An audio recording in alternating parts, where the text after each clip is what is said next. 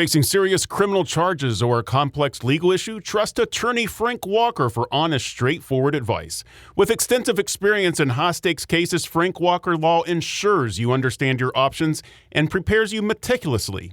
From criminal defense to wrongful death lawsuits, Attorney Walker's commitment is unparalleled.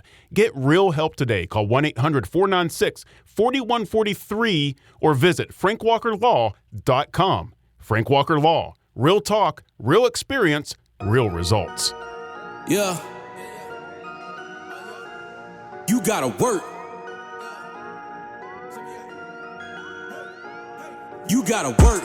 Grind, shine, it's mine. Gotta show everybody it's my time. Getting here, you gotta work. Grind, shine, never mind who talking down, cause they lying. Don't talk, you gotta work.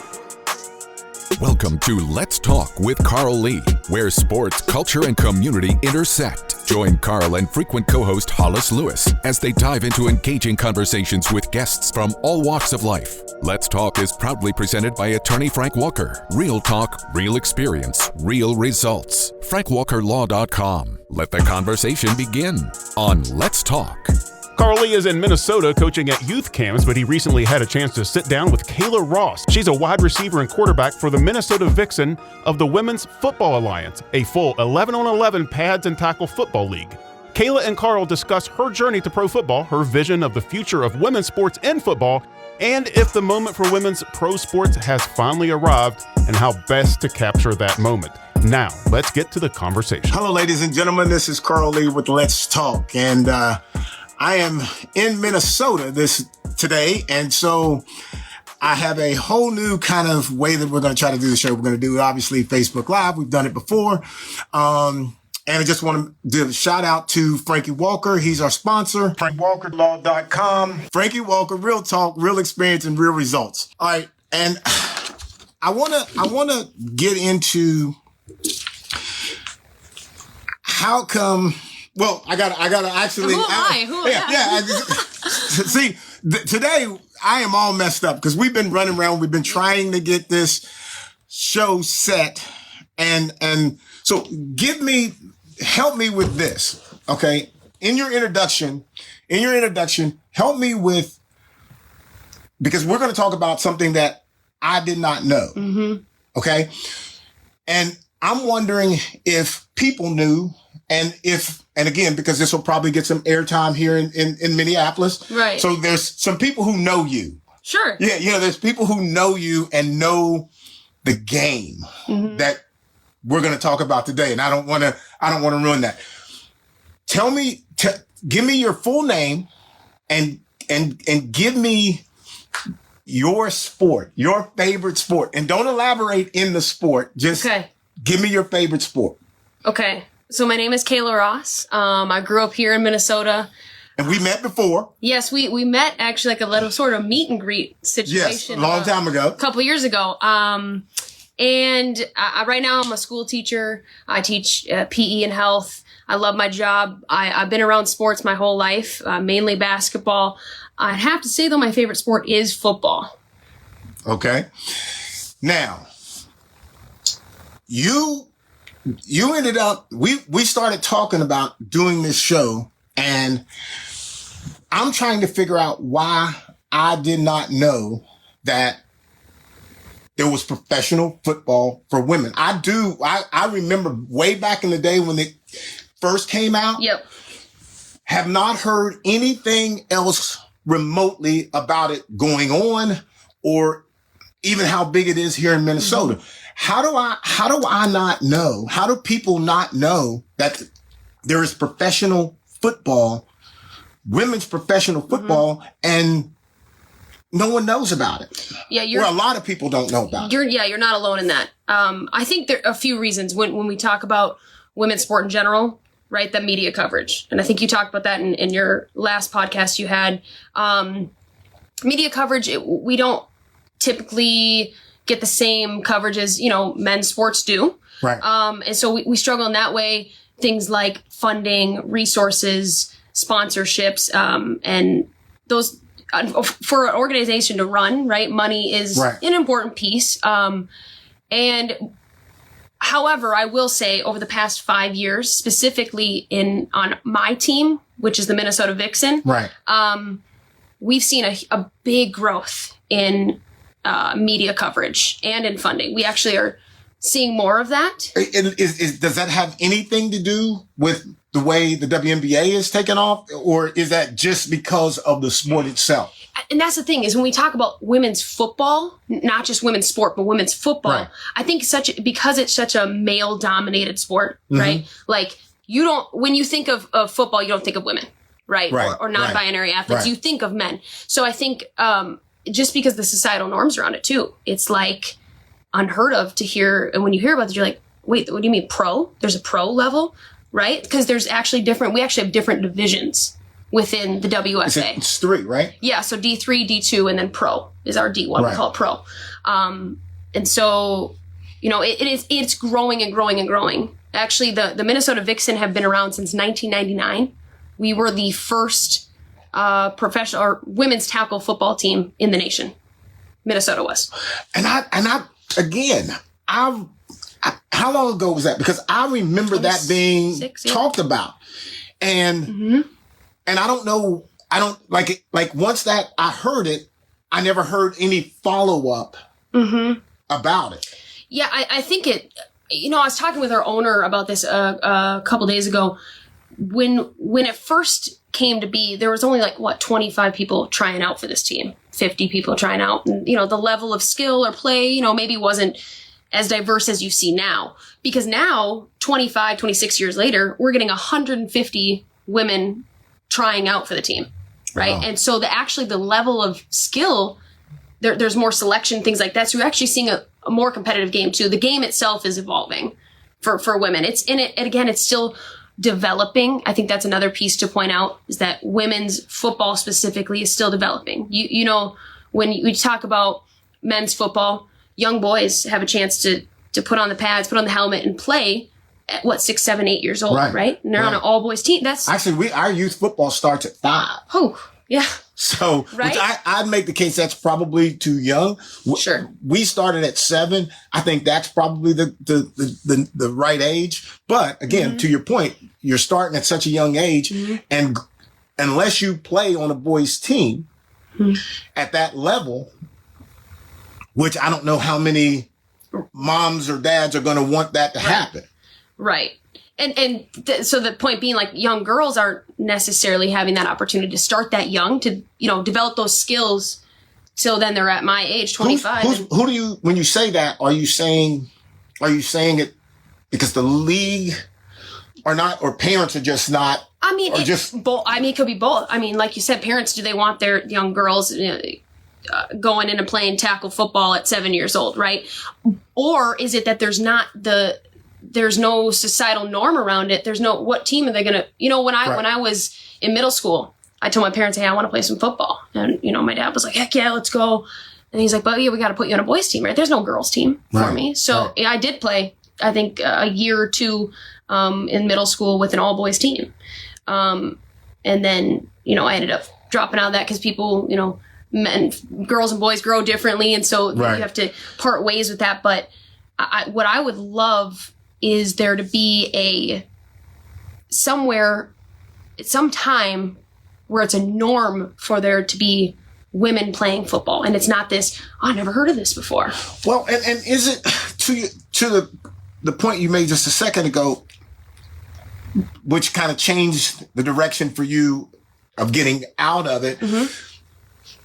There's the whole locker room issue, all of that kind of stuff, but does it really?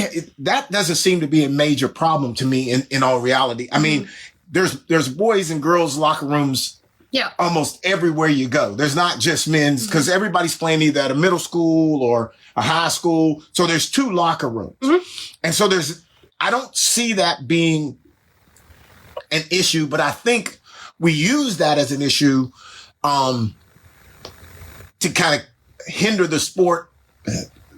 The females into the sport. Am I wrong on that judgment? I see what you're saying. I think though,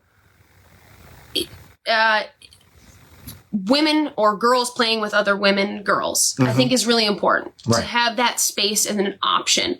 And I actually, I see that with the development of flag. Right now it's an Olympic sport. Yeah. There's some word around about it. High schools are making it a sport that you can opt into playing, and they have it for girls, right? All girls flag football team. And you've seen amazing athletes going out there and playing flag. I wish that same norm kind of went along with women's tackle football. I get some hesitation around it, but I'm telling you, I'm playing with other women and non-binary athletes in the league, and they're incredible athletes. Right. And you've used the word athlete like a couple of times now. One of the things that when I think about football, and I think when the general public thinks about football and women, yes, the first thing that I think comes out of everybody's mouth is the physicality of it. Yes. And can women have that physicality? Well, you're starting to look just with the WNBA, you see that game is more physical, and the actions that players are taking against other players are uniquely to them. Yeah. That doesn't happen in the NBA because that's going to bring the benches out on the court and everybody's going to blows. Mm-hmm. But for the women, they're having this physicality in basketball, which kind of shows that, okay, they can be physical. Mm-hmm. And I think that is usually like the hindrance of most men is like that the women can't be. And I can, and I'm going to practice today. If the weather holds up, we're going to have you. I'm going to go to practice because I want to see it, Yeah. Cause I've never ever seen it. So yeah. I can't wait. I'm excited to see it. Yes. I'll tell you, they're physical. I play wide receiver, so I am getting tackled, right? And I can tell you they hit. There's women on my team that are just, I don't know. I think they're hitting harder than the boys out there. I swear to God, I do not want to be in their line of sight. And you know what? People ask, why do women want to play football in the first place, right? Where's that? And then I challenge, as a man, why do you play football? Why did you play football? It was a sport that my dad, he played the old Sandlot leagues, and me and him shared that passion of the game. And he was, because, Sandlot, no helmets, no shoulder pads. It's just, just out there, just tackling. So he was an extremely physical, tough kind of guy. And he wanted me to play, but I wanted to play. Mm-hmm. We were both Cleveland Browns fans, and there was something to me about the physicality of it that my dad loved, mm-hmm. and he kind of passed that on to me. And so I love the idea of hitting somebody. There was something about it. There was something, I ran track. So if you run 100 meters and you win it, mm-hmm. there's something about that feeling that you get. Yes. And to me, hitting was exactly the same way. Like if I hit somebody and I hit them hard, and it's like, and the fans are like, ooh, like to me, like there's nothing better than that. And my dad was always about, and this is before, all the brain stuff and all this kind of stuff. Sure. Before and again, all the protection is rightly in place to try to protect the players. But back in the day, mm-hmm. my dad would tell me run through his neck.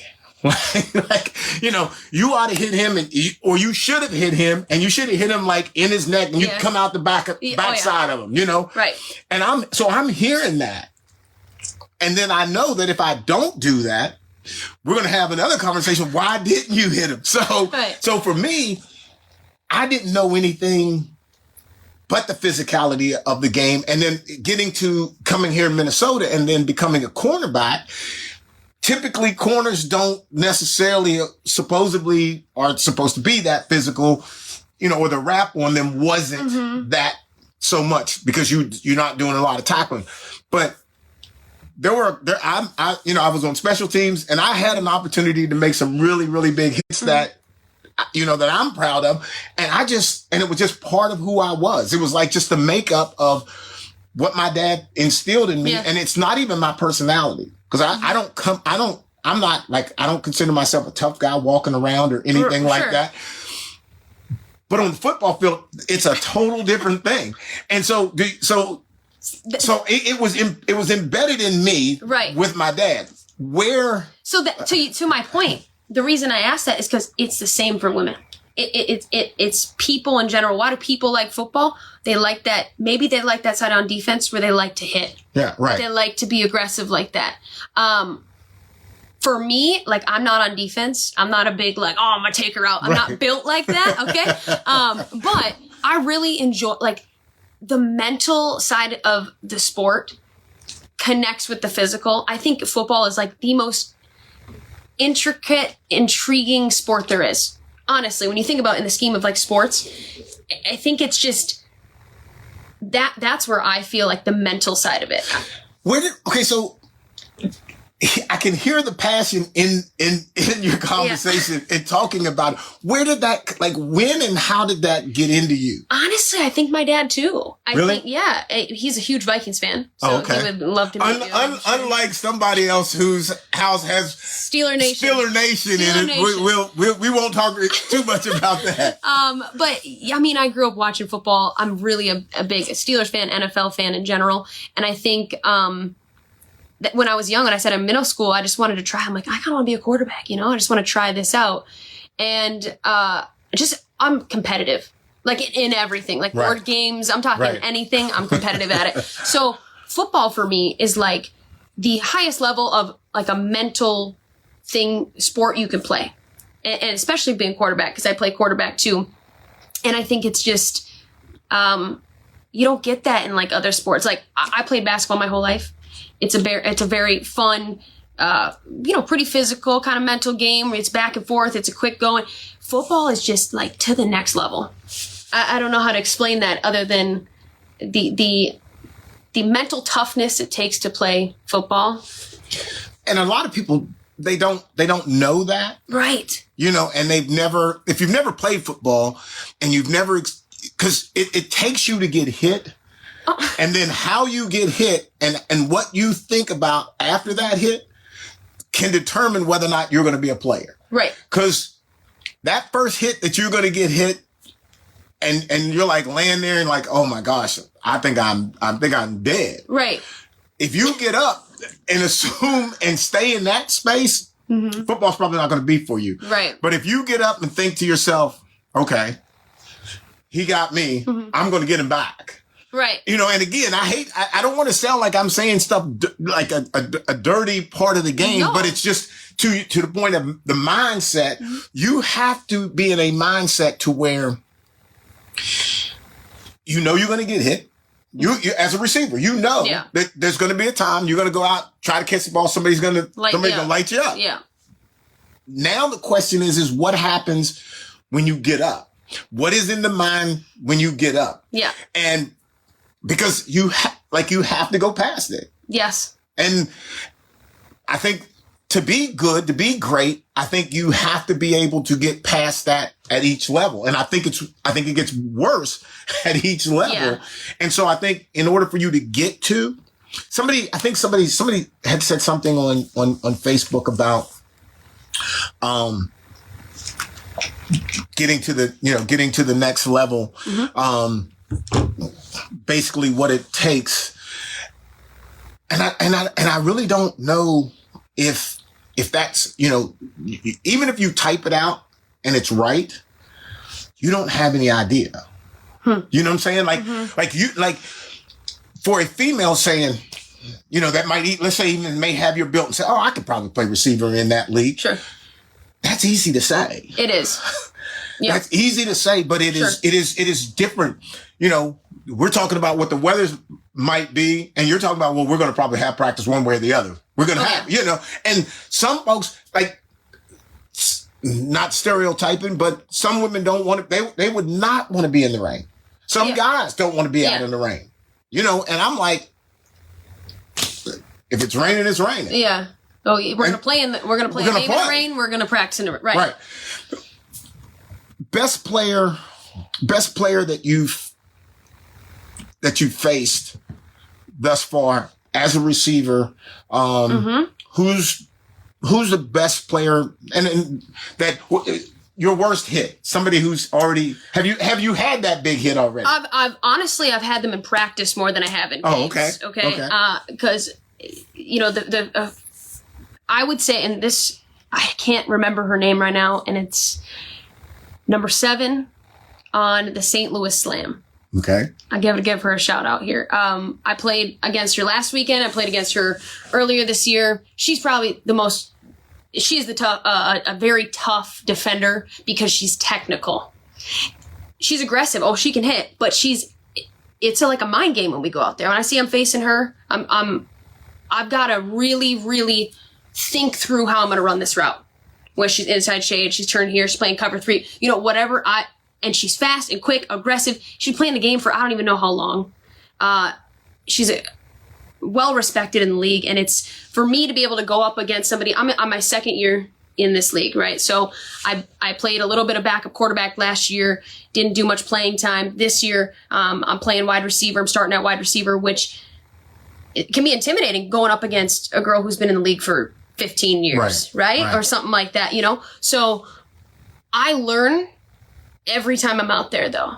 And by the end, you know, towards the middle of the game, I'm figuring her out a little bit, right? Like I'm starting to know what works and what doesn't. Kind of game planning, scouting it a little bit. Right. After a couple, you know, a few of those reps, you start to know. And that's what I think is so great about this is like all of these women are developing. We all are kind of starting from ground up.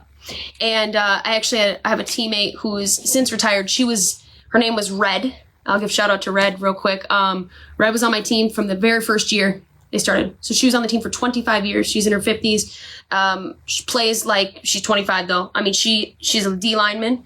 And it was incredible to be on a team with somebody who is that much of a legend for women's football. Right. And now she coaches on her team. She's a D-line coach. And I just think being in this atmosphere with these women who either are new to the sport, been playing it for years, we're all learning. We're all like supporting each other. It's kind of weird because like we'll play each other and we'll like, I don't know, like I was exchanging some words with the corner the other day, cussing or something. You know, we're like fight. And then at the end of the game, we all, both teams circle up. You know, actually it's a kind of like a little bonding moment where we all kind of like the NFL players do at the game, right? And it's just like, hey, we're here to like lift each other up, make each other better. Has there been a moment that like you kind of wowed yourself? Like did I really do that? Or did that really just happen? You know, like something that you were like, even though you like felt comfortable about knowing that you could play, what was that aha moment that you were like, okay? Because like I said, you've only been in now for 2 years. Yeah. And so somewhere there's confirmation that I can do this. Right. Because you're right in that. And sometimes it's like, because it's women's football and it's not as developed, you come in and you're like, am I built for this? Am I athletic enough for this? Those thoughts do come through for sure. And then when you're like, that, what's that proving moment? I think seeing my teammates who are incredible and even being somewhere near that realm of good, like I can keep up with them a little bit, or those DBs in practice. I'm like, oh, I'm kind of keeping up with these. Right. Like number 7 on the slam, I was keeping up with her. And I'm like, maybe I can do this. And then I think, just a play this year, it was a first play of the game. Was that the video you sent me? Yeah, I think so. It was 45-yard pass from our quarterback, Aaron Kelly. First play of the game, I just had a go route, and it was double covered. Mm-hmm. And I slipped my one hand in there, hoping around the DB, and I caught it, and I turned and I ran it in the end zone. I was like, did I just do that? Like, it was kind of like an instinctual thing, and it's just something that, I have such a passion for sports and football, and then being able to play at this level, it's a blessing. Seriously. We'll get back to Let's Talk with Carl Lee and women's pro football player Kayla Ross after this message from Frank Walker Law. Let's Talk with Carl Lee is presented by attorney Frank Walker. Real talk, real experience, real results. FrankWalkerLaw.com. Comment on episodes, ask Carl and Hollis questions, or suggest topics at our Facebook page. Search for Let's Talk with Carl Lee, and remember to like the page to become part of the conversation. Let's face it, bad things happen to good people. Seriously injured in a car accident, trucking accident, or even wrongfully arrested. Life happens, and when it happens to you, you will need sound legal advice and aggressive representation. That's when you call attorney Frank Walker at 304-413-0179. That's 304-413-0179. Lock it in your phone, text it to a friend. 304-413-0179. Or visit online at attorneyfrankwalker.com.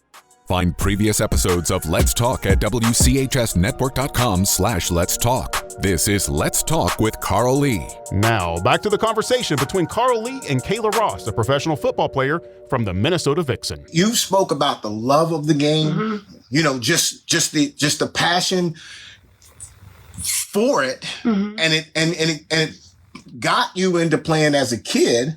Yeah. And now here you are as an adult. Yeah. I mean, engulfed in it.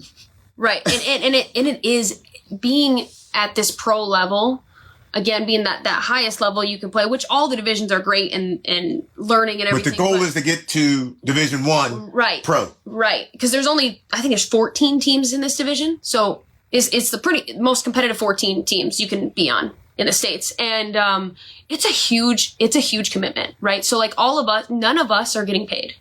Right. We actually have to pay $1,000. Some teams pay over $1,000 per player plus our equipment. My pads were $800. My helmet was $400. When we fly to away games, we got to pay for that. We got to pay for our lodging where we're staying at the hotel. I mean, there's so much money, energy through practicing 3 to 4 days a week. And that's, we got full-time jobs. Like I'm going and teaching at school, and then I come home, change quick, do my braid, and go on football. Right. Like, it's a huge commitment, and people who don't love it and aren't doing it. Yeah. That makes perfectly good sense, because that's tough. I mean, that's you're doing something because you love it, right? And no one's really rewarding you for it. And my question is why not? Why is this? Why is this particular football league not being recognized? Why is it not? Why? And I'll make an assumption, and then I'll hear what you got to say. I think because people just see it as a man's. That's Sure. the man's game. Sure. That's where men show their real toughness in football. And there can't be a place for a female to be in it and doing it like us. So we don't want to pay attention to it. Yeah. And see, and I'm thinking when you first told me that, I was like, oh, I got to get you on. I don't know how we got to make it work. Because I feel I have a whole new respect for women's sports now. And it's unfortunately it's late, but the WNBA, that's just and again, the physicality of it, I can see it and I can appreciate it, Yeah, the strategy, the technical, all of that. Right. And so now here I'm on that high, and all of a sudden you're telling me, oh, I'm playing professional football. Right. And I'm like, what? Mm-hmm. We gotta have this conversation. Yeah. And so, and I think, and for me, I feel like the public has to be more aware of it, so that you ladies are able to get paid. And because there's no way, and the number of teams shows interest. So you can't deny that there's not interest. Right. 60 plus teams. Yeah. In just this WFA league that we're in, right? There's other leagues out there too that have. Yeah. So it's clear. I just think that no one has seen it. No one has said anything about it. There's no national television piece to it. So there is. So okay. That's the thing. Like I said in the beginning, over the past 5 years, there's been more growth in it. It's actually like our championship, which we're just starting playoffs. This is our first practice today. We got a bye week, and then we play our first round of playoffs. Okay. So the championship game is always in Canton, Ohio, and it is on ESPN2, which we just got that like 2 years ago or something, that game is on ESPN2. Women's Sports Network is showing it, and then there's some local channels. But really, like, those, which are great, and like social media and things like that, but we need more things like this, right? Where you're like, I want to have you on this podcast, right? Because that's I think the best way to spread awareness about it, and just having different platforms and channels. Going back to your point about, people saying, well, it's a men's sport and women, can they really be playing? And it's really physical. My point to that would be, come watch a game. I love Dave's Hot Chicken. Dave's Hot Chicken, you should sponsor me. I go to Dave's Hot Chicken a lot, and there's this guy there. His name is Chuck, and I was just eating there one day, and I'll come back. Oh, hey, there's Chuck. He's always so nice to me. And he sees me wearing this shirt one day, and he's, oh, Vixen, what's that? I said, it's a professional women's football team. He's like, no way. I'm like, yeah, we got that right here. So he didn't know. No. And he's like, I'm a coach. He's well established in the sport of football. I think he played some semi-pro. He was like, you know what? I'd love to come watch you sometime. I'm like, okay. So he comes to one of our games, our home games this year, and he was blown away. He went to our owner of our team, actually our last home game, and he's like, he said, he's like, not trying to be rude, but he's like, I wasn't expecting it to be at that level. Like, he said the way that he was even watching like pursuit angles, right? And things like that. Like, he was like, whoa, just taken aback by it, because I think people do have that, like, the narrative that it's not going to be competitive, or it's not going to, just because it's not going to be as good as the boys, and why would we watch that when we have the NFL, things like that. And I think I would encourage people to watch a game or to look at different teams. I think so. So I'm trying to figure out, like, in West Virginia, we do not have a team. Mm-hmm. So Ohio, does Ohio have a team? Or I know that there's a game there. There's so many. I don't think so. Oh, don't quote me on it. Okay. I'll have to look. But we haven't played. So like we have like, our divisions just like, right. AFC North and stuff like that. So it's kind of like that. So we play like the St. Louis Slam a lot. We play Nebraska a lot. But you got teams like right now, I would say the top. So the Vixen are number 5. We were number 2. Lost last week. So we dropped down to 5 right now. But St. Louis Slam is number 1. Mm-hmm. Okay. Boston has been just a powerhouse. They've won the championship like through 3 or 4 or 5 years in a row now. Wow. Boston's doing incredible. I do believe, and I don't want to misquote this, but I do believe the Patriots have some funding with that Boston women's team. I know they tweet about them, like the Patriots team will tweet about them when Boston's going to go play. So they have some partnership there, which I would love if the Vikings were somebody to do that for the Vixen. But they're successful. Pittsburgh Passion. Pittsburgh's like one of the top 3 teams right now. So I know a lot about those teams because we play them. Is there any, are some of those more, quote, successful teams, mm-hmm. and the teams specifically the teams that you named, mm-hmm. do they have affiliations with the teams in their area? See, I don't know. I don't like follow them on like, Instagram to see what they get. I heard something about the Patriots. I think I saw the Patriots tweeting about Boston Renegade. So I knew that there was some sort of partnership there. I think they actually use their facilities maybe sometimes. Again, don't quote me on that. I had heard that.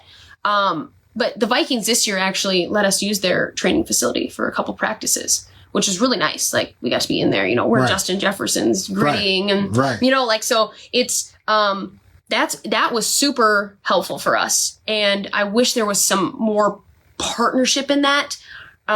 Because we're not trying to take NFL fans, or we're not trying to, knock on the NFL or men's sport. We love that, right? And we want. I think it's just, I think to me, it's an existence alongside. Yes. Just to have the ability to be beside it, to say the NFL, and the women's professional. So is it women's professional football leagues? Or does each league have its? Yeah. So the WFA is the Women's Football Alliance. Yes. WFA. That's our league. But yeah, I think there's some other ones out there. So each league plays their, different divisions and stuff. But the WFA is owned by, I believe, a woman that plays for the Cali War. So California, we've played them before too. They live there in California. They own the league, and they've been, I think, doing a really good job on trying to promote and lift up the league so that more people are knowing about it. Are players able to get sponsors? Yes. So who are those? Are those specific players just considered the best players in the league? No, is it just based on notoriety on the team, or it's kind of the player's job to get the sponsors. You have to pay $1,000 every year to play, right? You can pay that out of pocket. You can do that. You can do monthly payments, or you can go get sponsors to help pay that for you. So you have to pay $1,000 every season to play. Just to play. That's not including anything else. And so my first year, I had a meditation app company that sponsored me. They gave me some money, and they were like, "Hey, if you promote our business, we'll give you some money for it." And so you could, but I'm in charge of making those deals on my own, right? My president, my coach doesn't go and do that for me. Now there are, our team does get sponsorships as a team thing, right? So we have different businesses, sponsor the team as a whole. So, okay. So the sponsors who sponsor the team itself, I don't want to be controversial here, but why wouldn't that be something used to buy equipment so that you have that equipment every year, so that it saves you all as the players necessarily having to, suit up yourself, get sponsored for equipment yourself. I get that. At first that was kind of my questions too. Where does, how do we get funded? How does this work? And I think really it's just that the money we use from the sponsorships, we're using it for facilities to practice. And because they're charging you. Yes. So we don't even have enough money to everybody to get them gear, right? We don't have nearly enough funding for that. So we are in charge of going and getting our own stuff. So even at having the growth of the team, kind of works against you a little bit when it comes to money needed. Yes. As a whole for the program. Yes. There's a lot that goes into it. And I think I didn't understand that at first too, but yeah, there's lots of fundraising. We have to do mandatory fundraising every year. I'm pretty sure every person in the WFA, every team, you're doing fundraising. I just go work security shifts at a baseball game or something. You have to do those things so that those places give your team money so that you can have practice facilities. It's a grind. It's a grind to try to get this organization, keeping it going. All right, so let's go. I want to switch gears, and I want to talk about game on the field. Yeah. Stuff. Okay. So what is that? What is your personality? How different is your personality here? Yeah. And, the young lady that I spoke to on the phone. Yeah. And the lady or the football player on the field. Yeah. What's the difference? Ask my teammates. I think it's, I think I'm definitely a goofy gal. So I'd like to take life not too serious, but it's hard because I'm a big time jokester. I'm my coach probably gets so annoyed by me, but I'm also like so competitive at the same time. So I'm like super serious, like in a lot of the moments, but I'm also just trash talk. Yeah, you know, I try. You know, sometimes I know my place though. I'm like, okay, I'm not the best girl on my team by any means, and I'm not somebody in the league that people are like, oh, Kayla Ross is like, no, but I can be competitive, and I think I keep people on their toes for sure. I think that playing receiver this year, people are not expecting what I can bring. Okay, so you said something that kind of struck a little nerve in my stomach, okay, in my chest, maybe even. Like you okay, and I get it. I was not the best corner, you know, in the league when I played, and maybe, you know, there may be some folks may not think I maybe was the best corner, you know, on the field at one particular time. Sure. But one of the things that I learned growing up with my dad was, if you say it, there's something to saying who you are and what you are. And true story, I was talking to a friend of mine at one point, and we were talking about football, and he said, well, you know, Carl, you were okay. Mm-hmm. And I was like, no, I wasn't just okay. And the way that he said it, and in the context of the conversation, it was like, I felt like he was taking something from me. And I'm like, and I try my best not to be arrogant. I try my best not to be, you know, I don't really talk about my career. Yeah. But I would never downplay how good I was, because I do know how good I was. Not because of the accolades, but the fact that I got there. Right. There's a whole lot of people who can't get there.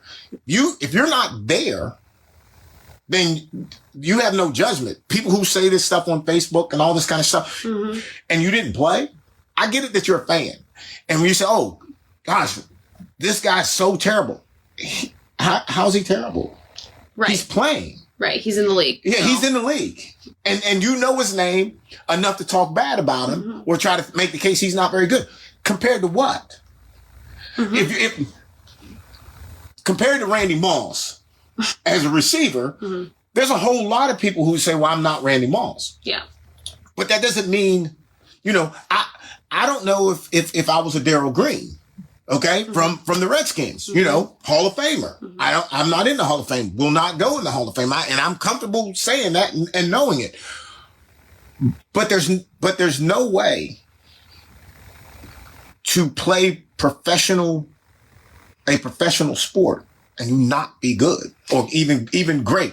And you can't, and to be honest, if you're playing, you're in a very small window of people. That's what I say. I feel blessed to be even here, right? But yeah, but there can't be a time where you actually make the case that, you know, I'm okay. No, the people who are not playing are okay. You're actually playing. And I saw you catch a touchdown, a bomb. Okay.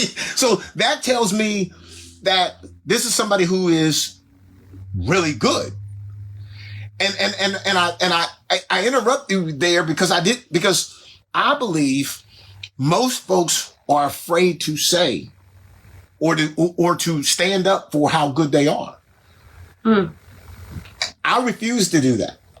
You know, like I said, I know where I'm at. I know how good of a professional athlete I was. I know how good of a professional athlete that I was for the Minnesota Vikings. If you vote me in as a 50 greatest, I'm not mad. And I'm the corner that you put on there, then I know that. In this D1 professional league, I see you catch a touchdown. You're not just okay. You know, you can't say that. And to me, I think when you stop thinking that way and start thinking upwards, I think that changes the dynamics of who and what you want to be. Yeah. And I think, you know, so I challenge you to not to say, when you think about yourself, you have to think, and specifically, we're talking sports, specifically when you start talking about your football, judge it fairly. But I feel like that's my thing, is like, I'm my biggest critic. I'm my biggest critic. I am always like, and especially playing Be quarterback. your biggest fan.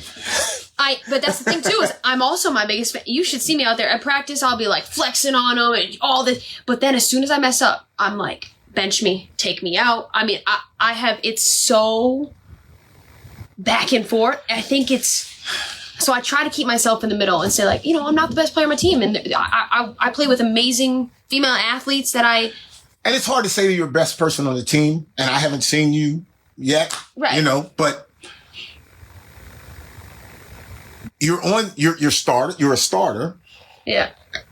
For the most part. Yes. And you're making plays. Yeah. And it doesn't matter who's the best, right? It doesn't even matter to me. No, it doesn't really matter who's the best, but it's what you think.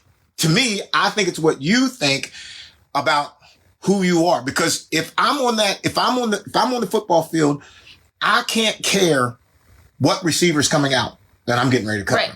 Yep. If it's Jerry Rice, it's no different than Joe Blow. You know, if it's Sterling Sharp, it's Joe Blow. I know that's not true, you know, but if I'm like, oh my gosh, here comes Rice. Oh, what am I going to do? Yeah. I don't have that ability to do that, because in my mind, I'm thinking I'm built for this. You know, I am built for this. And this is what I had dreamed all my life. I wanted to be in the NFL on Sunday. And I know the guys that are great, that are going to be there. I want to prove that I can be there. I can get there and I can be as good as them. So it's hard for me to hear saying, okay, I'm okay, you know, and I think that you personally, privately, you have to go after greatness. Absolutely. Yeah. You know, and you have to think, okay, am I a step away? Am I 5 steps away? Or where am I in that? Because if you're just a step away, you're going to work harder. Oh, yes. You know what I'm saying? Cause you can see it. And then, so, which brings me to this question. Can you see yourself great? Yes. Okay. Yes. And what do you think that you are lacking? Not necessarily skill, but work ethic, workout, you know. Yeah. What do you feel is the thing that gets you to the next level? It's got to be the training. It's got to be the amount of time that I spend outside of practice, outside of the season working, because that's something that, that's the time we get better. And life is so, because I said, you know, we have our full-time jobs and things like that. Right. But you know what? If you wanted to, you would. And that's how I feel about myself. You know, if I really want to be great, then I got to do the things. And that's the thing, is like, I learn more about playing wide receiver and I'm like, oh, I want to do that. And I see a video, oh, I want to learn that. So then I got to go do it. And I know I can do it. I know how athletic I am, and I know what I can do. And if I would take that next step, I can be up there with the greats. And have you just not made that step, or just haven't had time, or feel like you haven't? Excuses. Essentially, And it can be justified. I mean, that's justified. I mean, there's probably a ton of things you have to do around here, and you're, like you said, you're a teacher, so you got papers to grade, all that kind of stuff. So there's justifiable reasons, but if you honestly can say to yourself, actually, if I'm this good with what I do put in, what could I do if I put in just a little bit more? Yeah. Can I find that little bit more? Yeah. To add to my skill set? Right. Because, like, anybody can go out there, not anybody, but lots of people can go out there and run a route.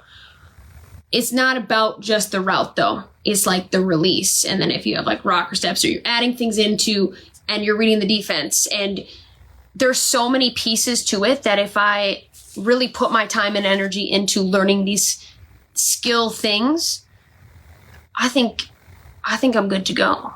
Like, I really want to be that good. I really do. And I watch my teammates who are that good.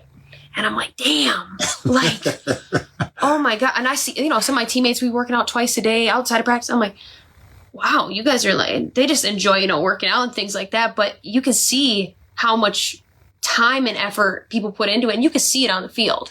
But see, I can feel it. I can feel it from you that like you love it. I do. Yeah. And, I want to be a coach one day. That's like my goal, is to be a coach for the Vixen.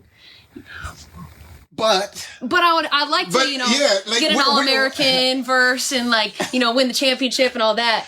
Cause I can feel that. I can feel that energy off of you. I can feel that excitement about it. And even just when we were talking about trying to get it set up, like you were like, you were excited about having the opportunity. But see, that comes, well, and you have that opportunity to step into a space of greatness, but it does take that extra time to work out. And talent alone can only get you so far. Only so far. And so height wise, as a receiver, are you one of the tallest? I'm on 5'8", 5'9". I'm not that tall. That's pretty tall still for a female. Yeah, I think I'm pretty lanky. You can tell in difference even with the receivers on my team and other teams. Yeah, I'm pretty lanky. I think my wingspan is ridiculous. But I would say I'm not built muscular, very muscular, right? So I think sometimes people see me and I got her, because it's even with blocking, I keep up with the blocking too. Actually, that's one of my favorite parts of being a wide receiver now. Can you cut? Huh? Can you cut? Can you do the cut block? No, it's illegal. Okay. But my speed, I think, is a really big asset for me. You said you ran track in your bio. You said you ran track, but how'd you? No, I didn't run track. No. You're thinking of my coach. Oh, that's right. Connor, okay. Connor did shoot D1, and I don't even know. But I did basketball. I think that's where the wingspan thing comes in with the blocking. I play really basketball-esque when I'm out there, actually. Even my footwork and my releases and my routes, you can see it. I've always thought that I played basketball, was horrible. I was horrible. But our team was great. Yeah. We ended up we lost one game in our season, and we ended up losing in the playoffs my senior year. But I was the guy who was covering the other player. And to me, basketball is the number one sport that can help you naturally with footwork. A lot of people try to work on footwork outside of it, but man, playing basketball is truly where you become naturally gifted in footwork if you can master it. Yes. And you can tell, people on my team who play basketball, and some of them at D1 levels. I mean, we have really good collegiate athletes on our team. You can tell that they play basketball, the way that they move, the way we step, even, we have one of our DBs, Sam Barber, played basketball. Our quarterback, Aaron Kelly, played basketball D1. You can tell. It's just the footwork piece and how we move our bodies. And it's actually, like I said, it's helpful to this sport because they kind of cross over a little bit when it comes to that. Well, one of the things that I can't wait for, and I don't know what time we got. I know I got practice soon. Yeah, I know. I can't wait because I'm going to go to practice. Yeah, I'm excited. And I want to kind of see, I want to see what you look like out on the court. And you're not allowed to judge me. No. I have to stretch. And first of all, like I said, I don't have any reason to judge you, but I want to just I want to see women playing football. No, I'm going to ball out today. Yeah. My teammates are going to ball out too. It's going to be good. I think you'll be surprised. I think you're going to be taken away by like the amount of passion, the discipline that our team has, the togetherness, the family, and then the concepts specifically on offense. I mean, if you're following my group around, you're going to see like offense, defense usually splits up in practice. Just the schemes and the everything that goes into it. I think you're going to be like, wow, this is actually fairly, what's that word? I'm looking like intense or well coordinated. I think you'll be surprised. To be truthful, I am hoping to be surprised. I want, and maybe I'm already, I don't even know, maybe if I'm not going to be surprised, I'm already thinking I'm going to enjoy it, And again, I'll be honest, I don't really watch a lot of football anymore. It's just different. And so, so I don't really, the game is different and, and nothing taken away from the skill set or talent from the guys that play in the NFL. NBA, I don't watch any of the NBA, but, again, my interest has been into the WNBA. Mm-hmm. And so now, well, playoffs are just starting, so you're actually entering at a great time. And you all play, when's your first game? So we not this weekend, but the next, I think it's 29th, we play Denver. So Denver flies here. We play them at home. And if we win there, we go to the second round. Whoever wins that goes to the championship. So. And the championship is? It'll be where? Canton, Ohio. They want you. My owner already said she wants you to come. That's close to me. Okay, so that's not far from me. She said she wants to give you a whole VIP, all that stuff. Yeah. That's going to be hard to pass up. I knew we could trap you. Yeah, I knew. Yeah. For sure. If I can make sure that you shoot me a text and let me know that date because I don't want to forget it and I want to make sure I block that out. So put it on the calendar. Yeah, so I can put it on the calendar. Hopefully we're going to be playing in it. That's ideal. That would be. I don't know if I'd go if you all weren't playing. Okay, then no pressure though. Yeah, because it's kind of personal now. I want to. I have to see you play at some point. Mm-hmm. So that's so somewhere I'm going to see you playing in the game. I'll get a chance to see you in practice today, but. Live stream. They got a live stream. So that's the thing is it's not always on you're saying the networks.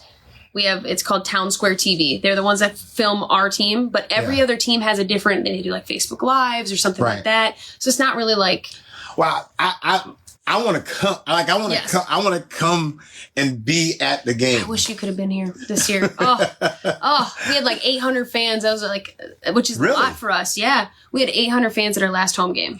And you guys play where now? So it changes honestly. At different times. Every year. So this year we've been playing at Edina. Edina is the high school field. Okay. But for playoffs now, we had to they don't have room for us. So we have to quickly find a new stadium to play at. So I think we're playing in St. Paul now in 2 weeks at a high school field there. So our president does a lot of coordination of where we're going to be practicing and playing, and it changes. And I just don't understand why it's not why it's not either it's somewhere Viking affiliated, University of M affiliated. Right. I don't understand why that's not happening. Well, you think because I think it would excite other young ladies to be interested in it. For sure. We have a lot of young girl fans that and you look at WNBA, the Lynx are at the Timberwolves, the Target Center, right? Yeah. You look at the PWHL, which I don't know if you knew about, the professional women's hockey just came to be about this year. The Minnesota team won it all. They took the cup. And they play at the XL where the Wild play. So then it would only make sense that the Vixen would play with the Vikings play, right? But that for some reason, and I don't know all the backstory on that. I'm sure they've tried, but I don't know why that isn't a thing. Oh, well. Yeah. All right. Well, ladies and gentlemen, I just want to, I just want everybody to understand that and hopefully we can find a place to watch these games, support these ladies. And for sure, when I get back with my co-host Hollis Lewis, I'm going to let him know that there was a quarterback. There was a lady quarterback probably better than he was when I coached him at West Virginia State. We'll be back with you as soon as I can get home, and I'll talk to you later. Thanks for having me, Carl. Appreciate it. No problem. Let's Talk with Carl Lee is presented by attorney Frank Walker. Real talk, real experience, real results. FrankWalkerLaw.com. Comment on episodes, ask Carl and Hollis questions, or suggest topics at our Facebook page. Search for Let's Talk with Carl Lee, and remember to like the page to become part of the conversation. If you fall, dust it off and get back up on your feet. Anything could be a win, yup, even defeat. They say sugar bad for you, why is victory sweet? Couldn't play with big kids, I had to sit in the street and watch from a distance, but over time I grew. If I put in the work, in no time I'm due. Everything that I worked and prayed, I'm okay. If you ask me, how did I do it, I'm gon' say, you gotta work, grind, shine, it's mine. Gotta show everybody it's my time. Getting here, you gotta work, grind, shine. Never mind who talking down, cause they lying. Don't talk, you gotta work. You gotta work. You gotta work. You gotta work. You gotta work. You gotta work.